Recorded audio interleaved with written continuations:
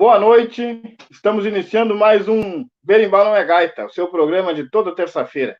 E hoje a gente está aqui com o Chiru, o Jerônimo, mas é mais conhecido por Chiru. O Jerônimo é o nome de um grande chefe indígena que coordenou a resistência lá nos Estados Unidos, né, pessoal? Quem não conhece a história do Jerônimo, né, líder da, da comunidade indígena americana, eu recomendo que leia o livro do Dee Brown, Enterre Meu Coração na Curva do Rio. É um livro fantástico, muito bom, para a gente entender um pouco de como foram dizimados os indígenas em solo norte-americano. E o Jerônimo é da direção estadual o Chiru, como é carinhosamente chamado aqui, é da direção estadual do Movimento dos Trabalhadores Rurais Sem Terra. Também faz parte dos coletivos, de diversos coletivos do movimento. E também mantém um trabalho muito nobre, muito importante aqui em solo urbano, na nossa região metropolitana, que tem desempenhado um papel muito importante, sobretudo nesse período agora que a gente tem enfrentado desde o início da pandemia da Covid-19. Chiru, seja bem-vindo aqui no Berimbau Não é Gaita. Queremos te acolher aqui e ouvir um pouco da tua história, ouvir um pouco da história do movimento dos Trabalhadores Rurais Sem Terra. Berimbau Não é Gaita, que tem o patrocínio da UGIRM Sindicato, do Sintergs, também da CUT, da Rede Estação Democracia, do Comitê em Defesa da Democracia e do Estado Democrático de Direito, e é transmitido simultaneamente pelo Facebook, pelo YouTube do Brasil de Fato, da rede Soberania, da Rede Estação Democracia, os canais do próprio Berimbau Não é Gaita, diversas rádios do estado do Rio Grande do Sul. É transmitido também na quinta-feira, às 19 horas, pelo canal Polidesporto, né, que tem o pessoal aí que é os atletas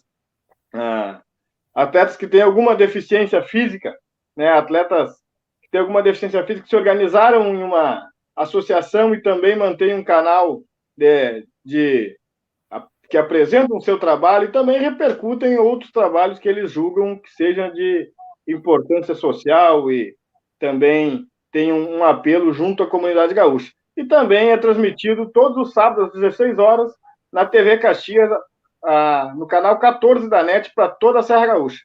Então seja bem-vindo aqui, Biru. Um prazer contar contigo aqui no Berimbau Não é Gaita para a gente fazer essa prosa aqui até às 21 horas. Muito obrigado, Master. A gente quer aqui no movimento agradecer aí ao convite, né, para a gente estar aqui conversando com vocês, com o Berimbau Não é Gaita, né, sobretudo sobre esse tema, né, que é o MST e o combate à fome nesse período tão, né, um período tão nefasto, nesse, né, que é de Covid, que é um período de crise estrutural do capitalismo, né? Então, a gente agradece aí ao convite de vocês, né, e sempre se colocando à disposição, né, para estar aqui dialogando nesses meios de comunicação que são alternativos, mas que, né, oxalá que a gente avance cada vez mais nesses meios, né, para dialogar e levar a informação para a população, tanto do Rio Grande do Sul quanto do Brasil, né? Informação de verdade, que esse é o compromisso que a gente tem, né, Chiru? É um compromisso que nós temos os canais alternativos de comunicação, os movimentos sociais, os movimentos populares, que é o compromisso de levar a verdade até o povo gaúcho, ao povo brasileiro. Aí é sempre um prazer a gente contar aqui com um membro do Movimento dos Trabalhadores Rurais Sem Terra, este movimento que já é um patrimônio aqui do povo brasileiro também, por todo o serviço que tem prestado à população brasileira e à democracia também, né? A democracia brasileira que hoje é tão vilipendiada, assim, né? Ô, Chiru, também dizer para todo mundo que está nos acompanhando aí pelas redes, está nos acompanhando também pelas ondas do rádio, que curta, que compartilhe, que comente, que faça a nossa mensagem chegar ao maior número de pessoas possíveis, porque só assim que a gente vai fortalecendo e vai criando a nossa rede de informação e de contra-informação também com essas fake news que estão ocorrendo aí diariamente, invadindo os nossos WhatsApp, nosso Facebook, nosso Instagram, todas as nossas redes sociais. Chiru, nós queríamos que você nos contasse um pouco, né, de quem é que é o Chiru, né, da onde que tu veio, né, quando que tu começou a militar no Movimento dos Trabalhadores Rurais Sem Terra, porque todos nós, a gente sabe que o MST já tem mais de uma geração, né, então teve gente que já nasceu no seio do MST, então a gente queria saber se tu também é um dos filhos do MST, se a tua vida existia um Chiru antes do MST e existe o Chiru depois do MST? Então, Master, e os demais que estão nos assistindo, né? E nos escutando aqui nos mais diversos cantos aí desses rincões gaúchos aqui do Brasil, né? Então, meu nome é Jerônimo Pereira da Silva, mais conhecido como Chiru, né? O tal do Chiru, que é indígena, né? Eu sou descendente de Guarani, né? Minha família, eu sou hoje assentado e também filho de assentado, Master. A minha mãe e meu pai foram ainda acampados no período da nona em 85, né? E aí, nesse período, eu nasci aqui na região metropolitana. Depois que, então, a gente acabou indo lá para a região de Santana do Livramento, onde eu sou assentado já há mais de 10 anos, né? A minha mãe e meu pai ainda residem naquela região, meus irmãos também são assentados, né? E eu sou hoje, né? Tive a oportunidade de estudar, né? Tive a oportunidade de retornar às raízes onde foi, né? Essa grande ocupação da Fazenda None. Tive a oportunidade de estudar, fazer meu primeiro curso de formação, que foi técnica agropecuária, com habilitação em agroecologia, lá na Fazenda None, no Instituto Educar. Nossa escola de formação técnica e política, onde eu, né, fiz o meu curso e depois tive a oportunidade também de ser da coordenação dessa escola, né? Então, fiquei por em torno de 8 anos lá contribuindo na coordenação pedagógica do Educar, né? Também sou graduado em História pelo Pronera, a parceria com a UFES e com o ITERRA, e agora fazendo meu mestrado em parceria com a Unesp e a nossa Escola Nacional Florestan Fernandes em São Paulo, né? E também hoje atuo mais diretamente na direção do MST pelo setor estadual de formação, né? E também contribuindo na coordenação do que nós chamamos hoje de Periferia Viva, que é uma tarefa que eu acabei assumindo aí no período da pandemia, né? E agora, né, assentado em Livramento, mas hoje, né, estou deslocado aí para cumprir essa tarefa da Periferia Viva aqui na região metropolitana, né? Isso já faz 2 anos, né? Estamos por aqui, né, contribuindo aí com a articulação política, né, com as periferias aqui em toda a metropolitana. Chiru, tu falou uma coisa muito importante aí, né? Que todo mundo que presta um pouco mais de atenção no MST e que consegue enxergar o MST para além do arroz que compra ali no Zafari, porque infelizmente tem muita gente que come o arroz do MST ali no Zafari e sai propagandando fake news e não falando mal diretamente do movimento, mas apoiando iniciativas totalmente contrárias ao que consome, por exemplo, vamos dizer assim. Tem muita gente que vai ali na feira agroecológica do Bonfim, ali no sábado de manhã, que não sabe que a grande maioria daqueles alimentos que estão sendo ofertados ali para o consumidor são produzidos em terras da reforma agrária, né?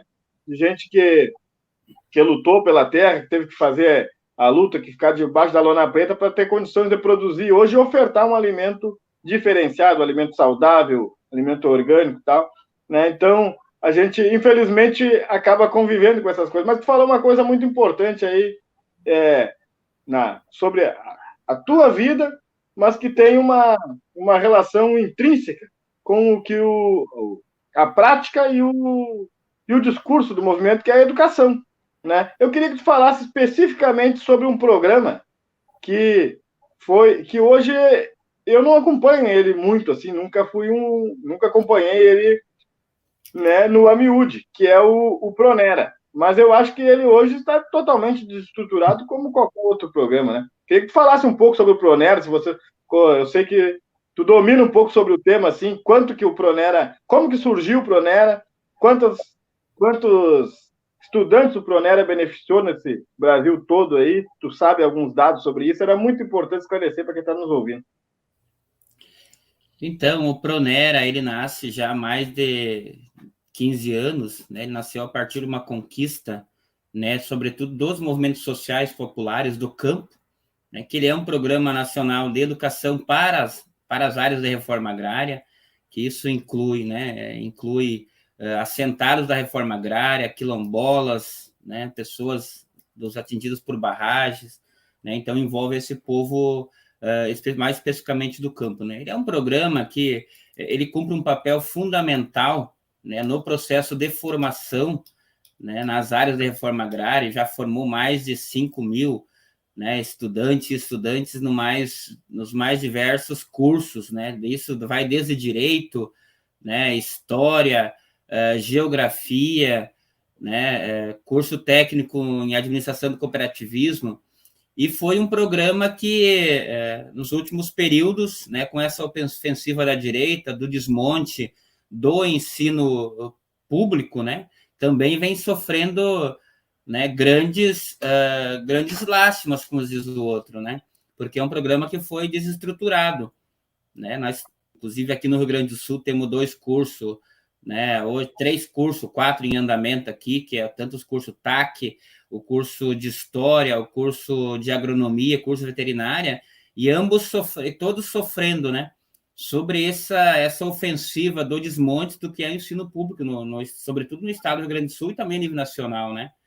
Então, o Pronera vem sendo desmontado aí junto com os outros programas de educação no nosso país, né. Então, a gente vive sobre ofensiva, mas, mesmo assim, Maestro, os movimentos sociais, populares, inclusive o MST e os parceiros, né, a gente, mesmo assim, não deixou de fazer a formação.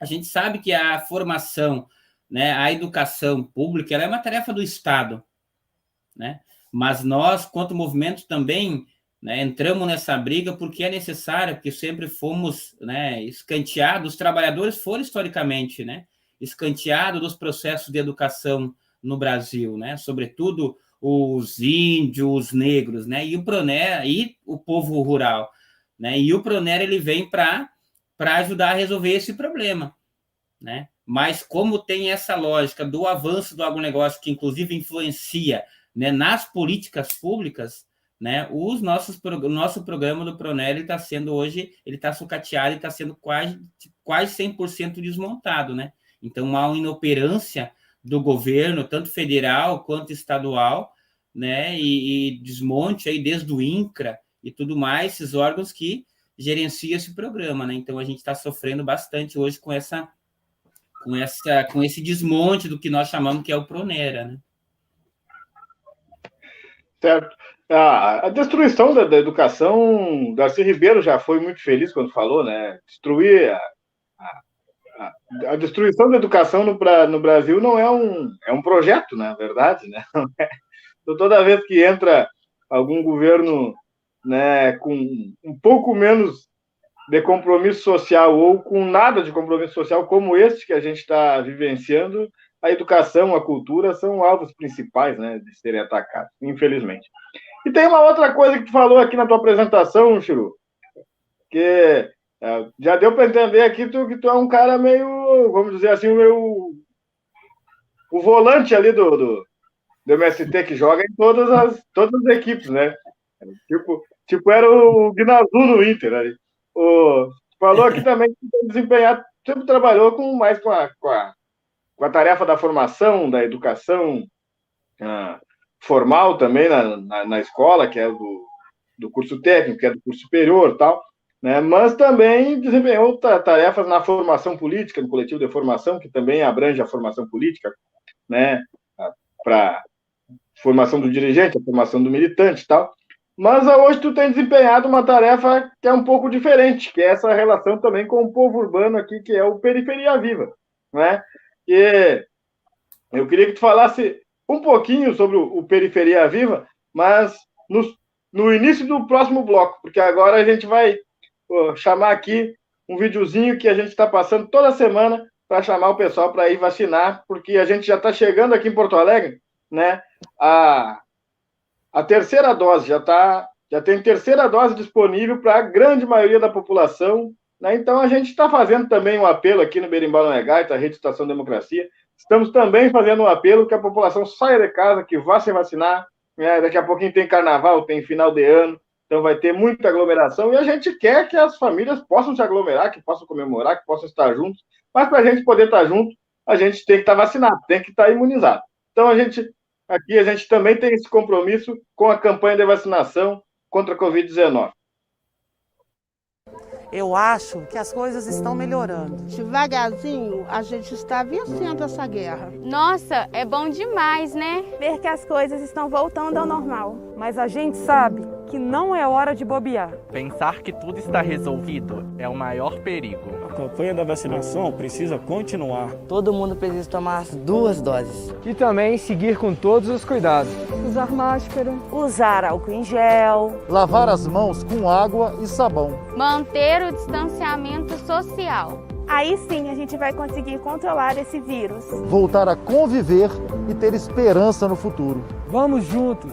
Falta pouco. Aguenta aí que vamos conseguir. E a gente vai voltar a sorrir. E o país todo vai voltar a sorrir. Portal da Vacina. É o Brasil todo conectado para pôr um fim na pandemia. Apoio: Comitê em Defesa da Democracia e do Estado Democrático de Direito. É isso aí, pessoal. Vamos sair de casa, vamos se vacinar. Aqui a Geisa está aqui conosco. Chiru, a Geisa é uma das coordenadoras das cozinhas comunitárias aqui de Porto Alegre, uma das tantas cozinhas comunitárias que estão esparramadas aqui em Porto Alegre e que são beneficiárias também do arroz do MST ali. A Geisa é uma das coordenadoras, é beneficiária, mas também o arroz beneficia muita gente que está consumindo a comida que a cozinha que a Geisa coordena ali produz, né? E a gente já vai entrar nesse papo aqui, mandar um abraço também para Ângela Antunes, que é veterinária, dirigente do Sintergs ali, o sindicato que é um dos patrocinadores do Berimbau no Egai, está sempre aqui conosco. Pessoal, vamos curtir, vamos compartilhar, vamos comentar aqui a live para a gente aumentar a interação e levar essa mensagem, né? Que o pessoal também possa conhecer as iniciativas do MST, né? Para além da produção, para além somente do arroz orgânico que tu consome toda semana ali. Mas vamos falar, estamos falando aqui de educação, estamos falando de cultura, o Chiru também conhece muito aqui da questão do coletivo de cultura, do movimento, né? E também está desempenhando um trabalho aqui que a gente terminou o bloco anterior falando que seu Vino Rec, um grande abraço aqui. Seu Vino, tu cantou a pedra aqui e o Chiru já vai entrar no tema aqui, ó. Periferia Viva, Chiru. Conta para nós o que é essa iniciativa que está acontecendo aqui em Porto Alegre. Então, Maistre e demais companheiros que estão nos ouvindo e nos assistindo, né? Um grande abraço para a Geisa ali que está lá. Esses são os protagonistas, né, que desempenham esse trabalho nas cozinhas comunitárias, né? Então, salve aí a todas as companheiras que estão desempenhando esse papel, né?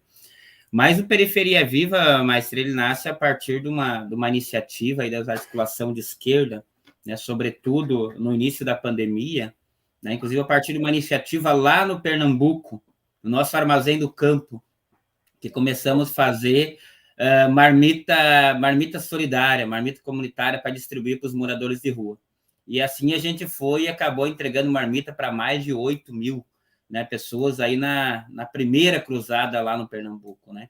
Então surge essa necessidade a partir da materialidade, logo no início da pandemia, e a gente então cria essa plataforma, essa rede de articulação a nível nacional, né, que seria um grupo que vai organizar, né, a doação de alimentos e também vai organizar o povo nas periferias, né? Mas um primeiro objetivo do Periferia Viva sempre foi, Márcia, a defesa incondicional da vida, né? Essa foi a primeira discussão que nós fizemos a nível nacional, aí com mais de 150 militantes de várias organizações de esquerda, né? Primeiro, nós precisamos defender a vida, porque nesses momentos de pandemia, né, se nós pegar na história, né, um dos papéis central foi quando o povo se uniu para se ajudar, né? E sobretudo porque nós vivemos num país aí de um desgoverno, né? Então, se não é o povo pelo povo, né, para se ajudar, né, nós não temos apoio desse governo, nem subsídio, nem nada, né? Tanto que os vários países tiveram formas de resolver a questão da crise e o governo, né, aqui no nosso estado, como é o nosso país e nosso estado também são governos genocida, acabou que nós estamos pagando com a vida, né, os trabalhadores e trabalhadoras, né? E não só com o Covid, né? E aí, então, vem essa questão da fome, que a fome, ela assolava já, né, o Brasil antes da pandemia ainda, né? Porque 20 milhões de pessoas, né, já estavam passando fome antes da pandemia ainda, né? Isso se agravou mais e chega hoje já a mais de 30 milhões de pessoas passando fome no Brasil, né?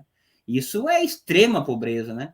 E nós vamos ver ainda lá mais de 67 milhões de pessoas desempregadas no Brasil, né? Isso é uma barbárie, né? E a periferia viva nasce para resolver esse problema. O presidente disse que não tem fome e o Ministério da Saúde divulgou uma pesquisa essa semana que cada 4 crianças que são atendidas pelo SUS, 3 estão em risco de segurança alimentar e nutricional. Justamente, né? Então isso já não nesse governo ela se acirrou essa crise, né? Essa crise alimentar, nutricional aqui no Brasil, né? E então, sobretudo porque, bom, foi cortado todas as políticas, né, que relacionada a isso, né?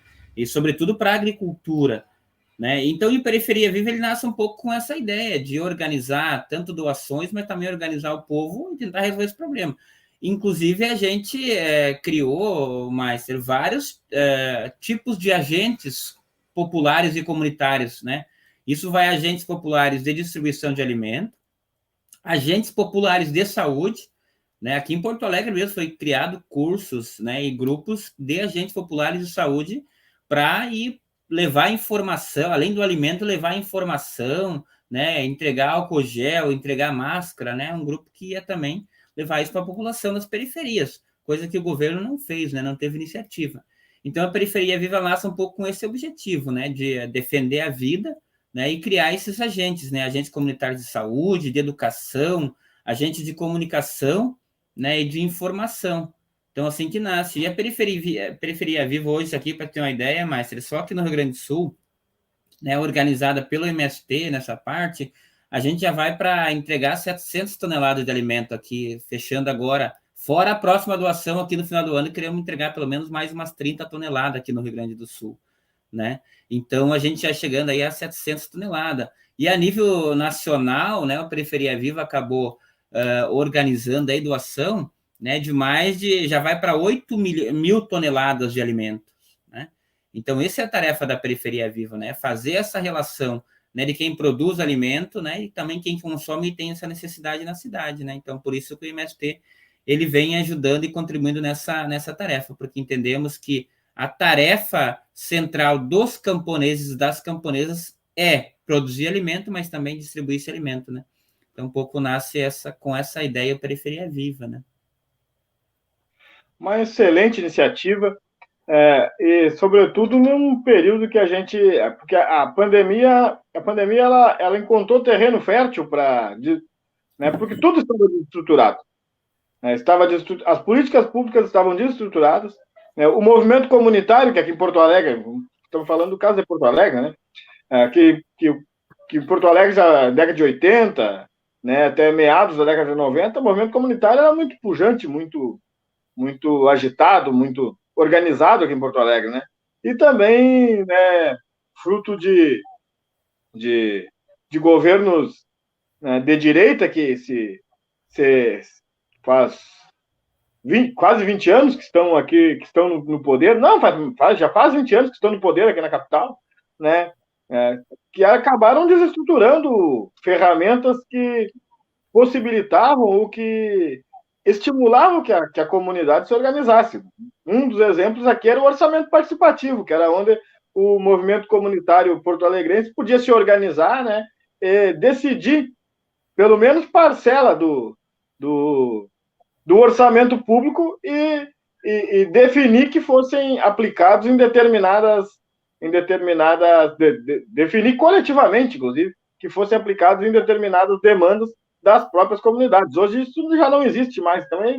Também foi algo que, então, iniciativas como Periferia Viva são muito louváveis, porque, e eu quero aqui já entrar na outra pergunta, né, te perguntando aqui, tu vivenciou, por exemplo, o período das políticas públicas do governo Lula, do governo Dilma, né, em certa medida, não todas, né, Chiru, mas a grande maioria. E também, né, tinha algumas que tinham uma interface que possibilitava tu fazer um intercâmbio entre o urbano e o rural e tal. Hoje também não existe mais, né? Eu queria perguntar para vocês, na visão do MST, sei que o MST, né, toda vez que uma pessoa fala pelo MST, ela nunca fala sozinha, ela está falando, mas tem milhões de outras pessoas que que estão atrás ali, porque toda a discussão que é feita dentro do seio do movimento é feita de maneira coletiva e transversal, né?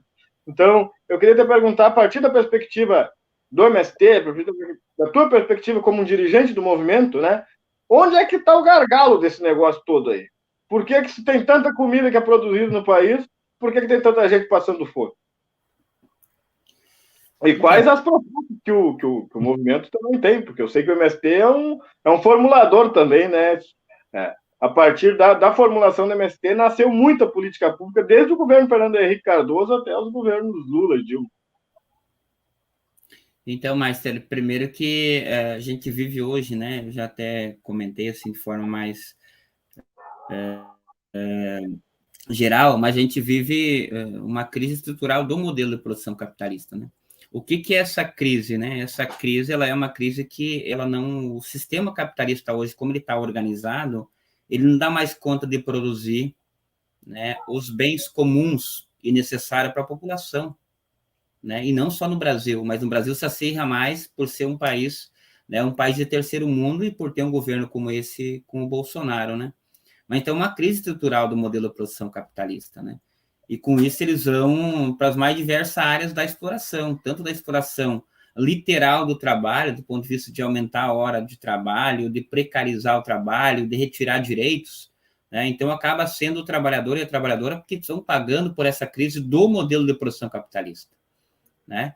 E com isso o Brasil ocupa hoje, né, a nível mundial, um lugar intermediário que vai produzir o quê? A economia do Brasil ela foi reprimarizada, né? Nosso país desindustrializa a cada ano mais, né? E aí o nosso país hoje é um país que está nos moldes de reprimarizar a economia e e o sistema de produção produzido pelo modelo de produção do agronegócio, né? Então o agronegócio ele não produz comida, né? O agronegócio ele produz commodities, ele produz o quê? Soja, né? Eucalipto, né? Produz carne de gado, e o gado agora, inclusive, está sendo mandado vivo para fora do país. Esse é o gargalo, um dos gargalos hoje da própria economia do Brasil. É por isso que milhões de pessoas estão passando fome. Porque o sistema capitalista se estrutura em cima do agronegócio e não produz comida, né? Isso sobra para a agricultura familiar camponesa produzir comida. E aí, enquanto o agronegócio ele tem um subsídio de mais de 50% para produzir cada quilo de alimento, a agricultura camponesa e familiar não tem um centavo de subsídio, né? Pega e vai um dia lá no banco e tenta fazer apresentar um projeto na área de uma matriz produtiva da agroecologia, você não vai conseguir subsídio, porque, né, foi cortado para a agricultura camponesa, todo o recurso vai para o agronegócio, né? Então, esse é um dos maiores gargalos hoje, né? E aí vai, inclusive, o próprio sistema de distribuição, né? Então, nós estamos passando por esse momento que esse modelo do agronegócio é um modelo que está esgotado, porque ele não produz alimento, né? E se ele é um modelo de produção que não produz alimento e ele concentra, né? Concentra a terra, concentra a riqueza. E para te ver, né? Por exemplo, nesse momento de pandemia e tudo mais, né, foi concentrado cada vez mais a terra no Brasil e também concentrada a riqueza. Te vê, nós temos, aumentou ali, quase duplicou o nível, a quantidade de bilionários e trilionários no Brasil, no momento da pandemia, né, enquanto a população cada vez mais passando fome, né? Então, esse é um dos maiores gargalos que nós temos hoje no Brasil, né, que é esse modelo de produção do agronegócio, né, que é essa forma do capitalismo produzindo no campo baseado no financeiro, né? Ou seja, fazer uma agricultura sem agricultor, né? Expulsa o povo do campo e vai aglomerar o povo nas mais diversas formas da cidade, sem emprego e sem condições nem de emprego, nem de saneamento, sem nada, né? Então, esse é um gargalo do Brasil hoje, né? Reprimarizar a economia e expulsar os trabalhadores do campo e não dar emprego, né? Então, isso nós estamos vivendo hoje. E isso assola a fome, né? Diante dessa situação, a gente, né, quanto organização social popular do campo, né, nós elaboramos, a partir de uma análise de conjuntura da luta de classe no campo, o nosso programa de reforma agrária popular, que é um programa, né, que ele está alicerçado, sobretudo, na discussão né, da democratização da terra no Brasil, né, e também na produção de alimento, ou seja, qual que é a função social da terra? Produzir alimentos, e não commodities para ir para fora do país, né? Então, esse é o nosso programa, é produzir alimento para a população brasileira, né? Porque é uma vergonha, né? Um país, né, com mais de 850 milhões de hectares, né, de terras, inclusive terras muito férteis, com água em abundância, um país que, né, entra no mapa da fome de uma forma drástica hoje a nível mundial, né? Então, inclusive, por essa lógica do capitalismo e também por governos como o Bolsonaro, né? Então, a partir disso, a gente elaborou, então, esse nosso programa que a ideia é produzir comida para alimentar os trabalhadores do campo e da cidade, né? Então, isso entendemos que também é uma tarefa e é uma contribuição nossa do MST, porque o nosso programa de reforma agrária popular, ele transcende ao campo, né? Ele não é para nós, não é para o MST esse programa, né? Esse programa é para a sociedade brasileira, né? E ela é uma reforma, é uma política estrutural, né? Que nesse momento você colocou como central. Por quê? Que se você pegar... Aí eu acho que o João Pedro falou um dia numa prosa que nós fizemos aí, né? Inclusive na área de conjuntura, e perguntou, bom, vocês já viram o agronegócio chegar com um caminhão de comida em alguma periferia do Brasil? Não. Nunca chegou e não vai chegar, porque o agronegócio não produz comida. Enquanto isso, o Movimento Sem Terra tem distribuído aí milhares e milhares de toneladas de alimentos no Brasil, né? Então, esse gargalo que nós temos é o modelo de produção do agronegócio, e a alternativa, com certeza, é uma reforma agrária popular, né, e com essa unidade dos trabalhadores do campo e da cidade produzindo alimento saudável, né, e livre de agrotóxicos. Chiru, esse tema da reforma agrária popular foi lançado pelo movimento já faz um bom tempo, né? E está resistindo aí, está dando passos sólidos, inclusive, né? O MST, inclusive, inovou aqui uma parceria com o Eduardo Moreira, né, na Bolsa de Valores, aí, vamos dizer assim, né? Eu queria que tu falasse um pouquinho sobre isso, porque quando você fala em reforma agrária popular, o pessoal acha que ainda é aquela reforma agrária dos anos 80 ali, que vão saltar para cima da terra lá e vão plantar milho e vão viver. Não, a reforma agrária popular é muito mais ampla, ela envolve a terra, envolve o crédito, envolve a educação, envolve a autossustentabilidade, inclusive, né? E essa questão que eu não lembro ali direito ali, mas eu li em algum jornal aí, não foi dos nossos aí, foi um jornalão, vamos dizer assim, né? Falando sobre quanto que o MST arrecadou em valores. Isso é indiferente, mas a iniciativa é que é importante, e que eu queria que você falasse um pouco aqui sobre o tema. Então, Márcio, quando nós falamos em reforma agrária popular, é que, de fato, aquele tipo de reforma agrária clássica, né, que era aquela ideia feita pelo Estado ainda, né, que foi feita, inclusive, nos Estados Unidos. O Brasil foi um dos países do mundo que não fez a reforma agrária, nem a clássica, viu, Márcio? E os demais estão nos assistindo, nos ouvindo, né? O Brasil foi um dos países do mundo que não fez a reforma agrária. E, sobretudo, por ter já, desde o seu início, uma burguesia que não pensava o nacional, né? Não teve uma burguesia que pensava o país, né? E não tem até hoje, né? Uma burguesia que nasce voltada para o capital internacional, com a ideia de acumular e mandando o produto para fora do país. Por isso a reprimarização da economia, né? E a reforma agrária, quando nós falamos que é popular, que é a partir de uma nova leitura do campo, quando o agronegócio ele bloqueia essa reforma agrária clássica, né? Nós vamos entender que essa reforma agrária tem vários pilares, né? Vários pilares. E primeiro, eu já citava ali, né? Primeiro, democratizar a terra. Segundo, é produzir alimentos, que é a função social da terra. Outro objetivo é trabalhar a cultura, um novo jeito de cultura.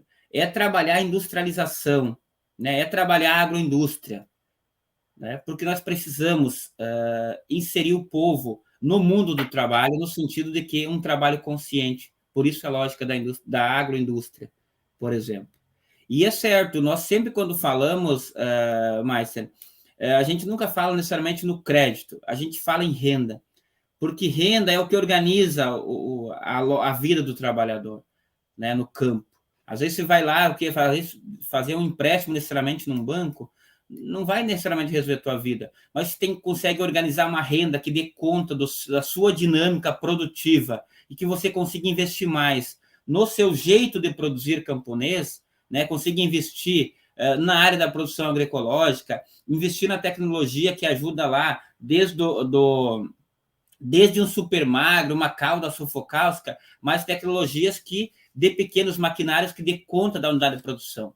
Né? Então, isso quando a gente pensa essa lógica de uma organização das unidades produtivas do campo, né? E por isso, sim, é necessário subsídios, né, do Estado, do governo. Né? Então, por isso que a gente desenvolve os nossos, que nós chamamos de instrumentos econômicos, as nossas cooperativas, né, que são um novo jeito de fazer, que é, no sentido do trabalho, que é em cooperação, que é organizado, tem democracia, todo mundo discute, todo mundo pensa o futuro, né? E, então, isso é refletir sobre a sua vida e sobre o trabalho, né? Um trabalho como uma atividade educativa, né? E assim você organiza a renda, né? Você organiza a renda, e aí você cria esses meios de cooperação que vão te dar, né, uma forma de você viver com uma maior estabilidade no campo, né? E aí a gente vai para o mercado das várias formas. Nossa maior briga é com o mercado institucional, né? Então, foram cortadas nossas políticas aí do PA, do PENAI, né? Inclusive, os governos têm cortado. Aqui, no próprio Rio Grande do Sul, o governo Leite, o ano passado, foi fazer uma grande compra aí, inclusive de alimentos, mas foi nos grandes estoques, né? Comprar, dado que é constitucional, né? Está na legislação que é necessário que pelo mínimo 30% seja comprado da agricultura camponesa, né? Mas o governo desconsiderou tudo, né? Então, por isso a gente faz essas peleias, essas brigas em torno, né, de pensar renda e pensar também subsídio para a agricultura camponesa, né? Beleza, Chiru. Tá muito boa a prosa aqui. Eu vou pedir licença para o Chiru aqui, porque agora a Cristina Rosa vai nos apresentar uma amiga do povo, que é muito importante, foi muito importante para a sociedade de Burkina Faso, o antigo Alto Volta, mas também tem um simbolismo muito grande para todo o povo que luta, né? Que ela foi o Burkina Faso, no período revolucionário, Thomas Sankara, foi um dos primeiros países que teve a paridade no ministério, paridade de gênero. Então, metade eram homens, metade eram mulheres. E também tinha o Ministério da Justiça e da Felicidade, né? Então, tem um filme, um documentário muito famoso no YouTube, que vale a pena olhar, que é um documentário que narra um pouco da vida do Thomas Sankara, que fala que o nome do documentário é "E naquele dia mataram a felicidade". Muito bonito.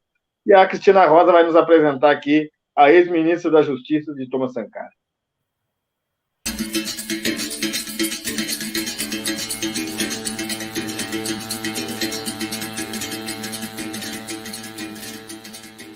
Eu sou Cristina Rosa e apresento o quadro Amiga do Povo. E hoje nossa amiga do povo é Josefine Ouedraogo, ex-ministra da Justiça da Burkina Faso. Se é para ter consciência antirracista, apresento a vocês Josefine, que nasceu em Ouagadougou, na então colônia francesa de Alto Volta, atual Burkina Faso. Seu pai foi membro do parlamento francês como representante da África Ocidental Francesa, e sua mãe era analfabeta. Ela foi criada na tradição cultural dos povos Mossi, de onde descendia. Fez os primeiros estudos em Ouagadougou e completou o curso secundário em Paris, no Instituto de La Tour, em 1968. Em seguida, aprofundou os estudos como assistente de desenvolvimento social e de serviço social, sendo diplomada em 1969. Participante de uma família da elite política da Jovem República de Burkina Faso, Josefine teve participação direta em postos de decisão. Foi ministra do Desenvolvimento Familiar e Solidariedade durante o governo de Thomas Sankara, 1984 a 1987. Neste momento, implementou políticas de emancipação e igualdade para as mulheres. Assim, vamos encerrando o quadro de hoje, Amiga do Povo, pois em 1987, com a queda de Sankara e a instalação do governo de Blaise Campaori, ela buscou exílio voluntário na República dos Camarões, onde se tornou consultora independente do Instituto Pan-Africano de Desenvolvimento, em Douala. Foi também diretora do setor reservado às questões de gênero e desenvolvimento e, em seguida, secretária executiva adjunta da Comissão Econômica para a África, ECA, fonte NEAB.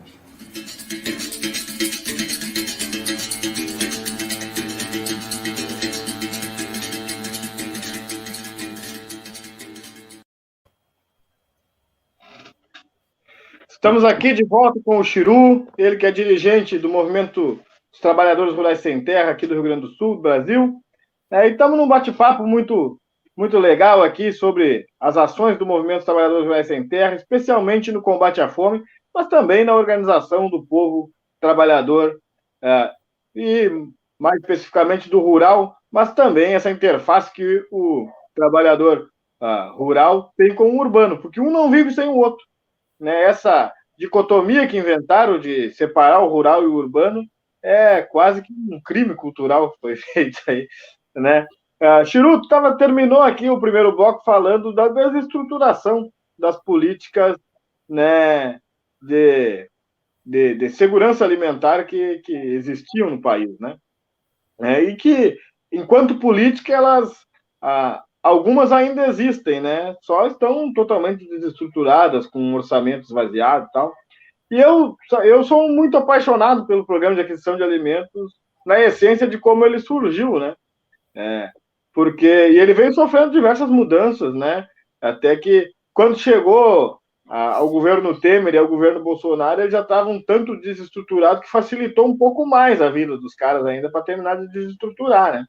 Porque a essência do programa de aquisição de alimentos, eu já falei isso em vários espaços que a gente ocupa para falar, a essência do programa de aquisição de alimentos, que ele nasceu, e o Silvino Rec está nos acompanhando aqui, sabe muito bem disso, ele é muito bonito.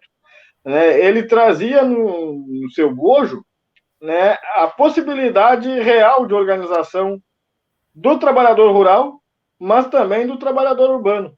E eu não estou falando da organização do trabalhador rural enquanto militante do movimento, mas eu estou falando da organização da vida dele enquanto produtor, né? Porque tu tinha a garantia de compra, tu tinha a produção sazonal, a garantia de compra da produção sazonal, então, no período que tu não estava produzindo couve, tu podia produzir cenoura, por exemplo, e tu tinha garantia que ia vender e tinha garantia que ia receber. Podia até demorar uns diazinhos para receber ali, mas tu ia receber e ia vender com preço justo. Em contrapartida, o trabalhador urbano, para ele receber aquele alimento, ele tinha que estar organizado de alguma forma, ou seja, na associação de moradores, ou na própria igreja, no terreiro de Umbanda, né, na creche da comunidade, né, tinha que estar vinculado a alguma organização social para poder ser beneficiário do programa. Né? Então, isso trazia uma possibilidade de diálogo e de construção, né, de construção coletiva dos trabalhadores que eu acho que, de certa maneira, também andou assustando alguns setores aí. Tanto que ele foi um dos primeiros a ser atacado antes mesmo do governo Dilma cair.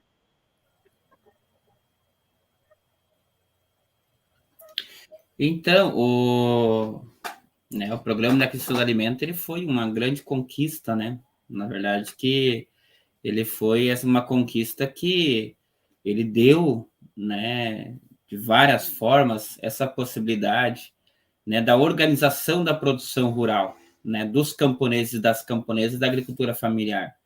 Então, ele previa isso, né, na sua essência do programa, né, ou seja, organizar os trabalhadores do campo para produzir. Isso é renda, hein, Maestro? Isso é garantia de produzir e vender, né? Isso significa você ter uma renda, né, que você pode investir, inclusive, na agricultura para produzir, né? E isso, né, durou um tempo, né? E foi um dos primeiros a ser desmontado. Justamente porque ele é uma das lojas que faz esse nexo de ligação dos trabalhadores e trabalhadores do campo com os trabalhadores da cidade. Né? Ou seja, ele liga quem produz o alimento, né, com quem consome diretamente o alimento nas periferias, no mundo urbano. Né? Então, por isso que ele foi alvo. Né? Ele foi alvo de... Tanto que, bem dizer, está acabado, né? Ele está acabado, é uma política que ele ele tá acabada hoje pelas várias formas, porque ele possibilitava, de fato, a organização da produção, a renda dos trabalhadores do campo, né? Uma segurança, né, de você produzir, né, e poder depois entregar, né? Isso é importante, a segurança, né, de compra por ser uma política institucional, né, e também organizava os trabalhadores das periferias da cidade, né, que era em torno disso que você colocava, né, das associações, enfim, das mais diversas formas de organização, né, podia ser nos mais diversos grupos, né, mas que dava uma forma de organização. E qualquer forma de organização do povo, né, tanto seja do campo ou da cidade, ele deixa a burguesia com a pulga atrás da orelha, né? Então, ninguém quer que os trabalhadores do campo se organizem, né?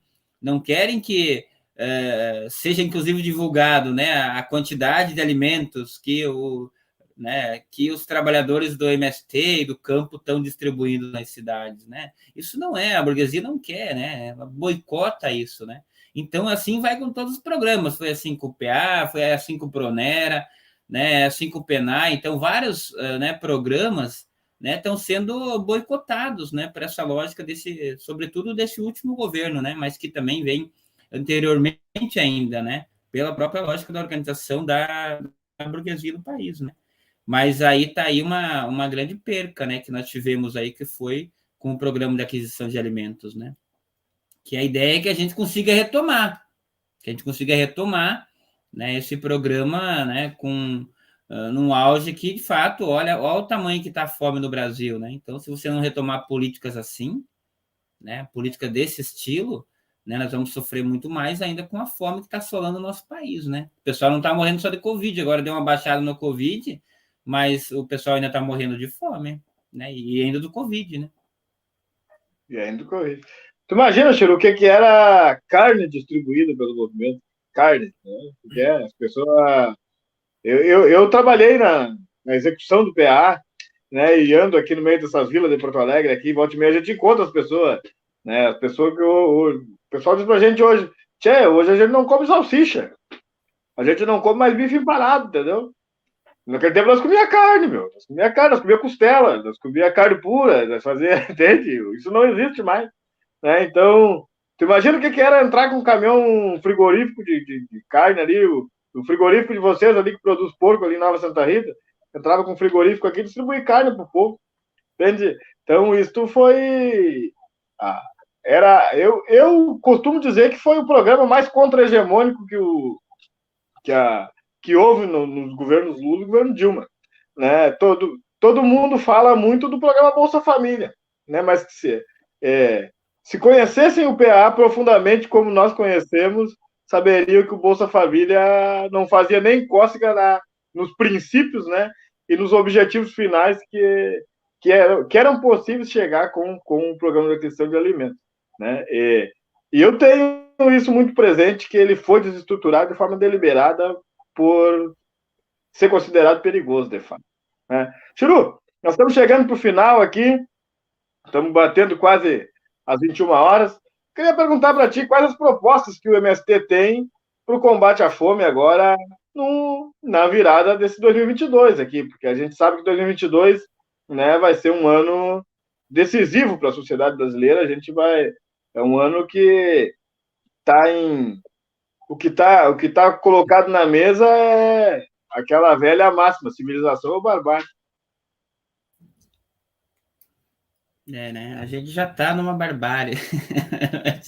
Estamos vivendo uma barbárie aí que está, né? Quando você chega a 67 milhões, né, de brasileiros desempregados, né? Mais de 20 milhões, né, passando fome, e mais de 40 milhões de trabalhadores e trabalhadoras que não serão inseridos no mundo do trabalho tão cedo, né, pela lógica do modelo de produção capitalista, ou seja, tem um grupo que está descartável pelo modelo de produção capitalista, né?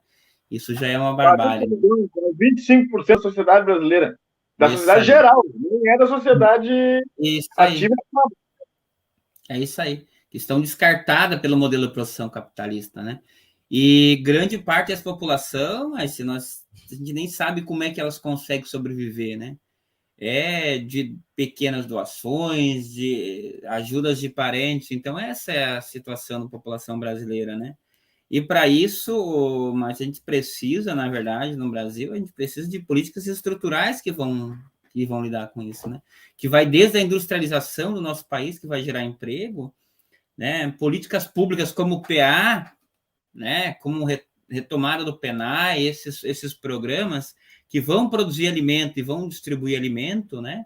Para a população, né? A retomada desses outros programas que ajudam, né? No combate à fome, né? Então, a própria reforma agrária ela se coloca como central nesse momento, né? Ou seja, uma reforma estrutural que vai resolver o problema da fome no país. Eu não vejo outro jeito de resolver a fome no país se a gente não pensar uma reforma agrária que vá produzir alimento para a população brasileira.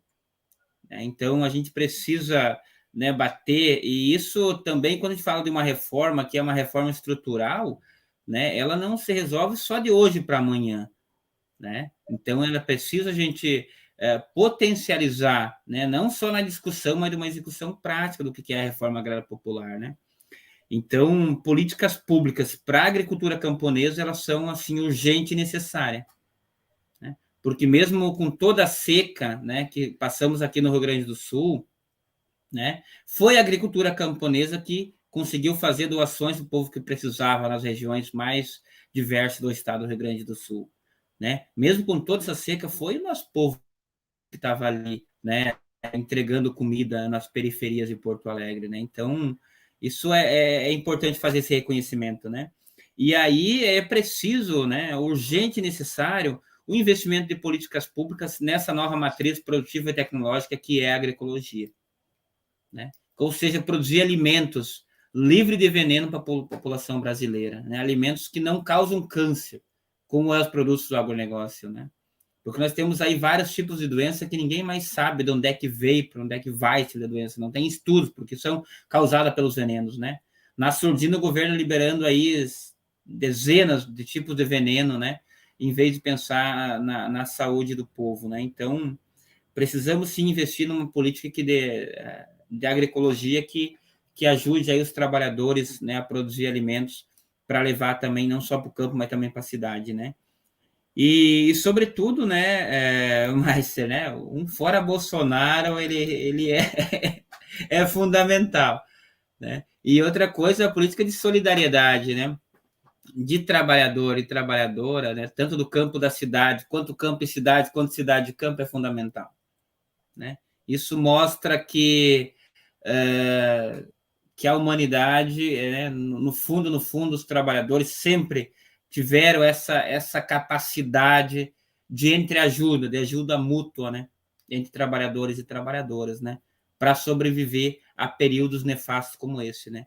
Mas, além da solidariedade trabalhador e trabalhadora, nós precisamos, sim, de políticas estruturais, né, tanto na área da produção de alimentos, na área da educação, na área da cultura, na área da formação e assim por diante, né? Então, a gente precisa desse tipo de política, né, para ir eliminando a fome, né, assim como o emprego, né, para a gente ir eliminando a fome no nosso país, né? Estamos chegando ao final aqui, quero agradecer muito ao Chiru por ter estado conosco. Chiru, e tem uma coisa que a gente não falou aqui, mas que mais adiante, na virada do ano, lá de 2022, nós vamos tratar, né? Vamos fazer uma prosa aqui para nós tratar sobre esse assunto. Porque a agricultura familiar, inclusive a agricultura familiar, não entendeu que o agronegócio é seu inimigo, né? Porque, vou pegar um caso só, por exemplo, né? O golpe patrocinado pelo agronegócio, que trouxe o governo Temer para o poder e que colocou o governo Bolsonaro no poder, por exemplo, desestruturou toda a matriz que a Petrobras tinha de produção de fertilizantes no país, né? Ou seja, a Petrobras teria capacidade de ofertar um fertilizante para aquele agricultor familiar, que é o integrado, que depende do sistema, que não está na agroecologia, que é o que o Movimento dos Trabalhadores Rurais Sem Terra defende, né?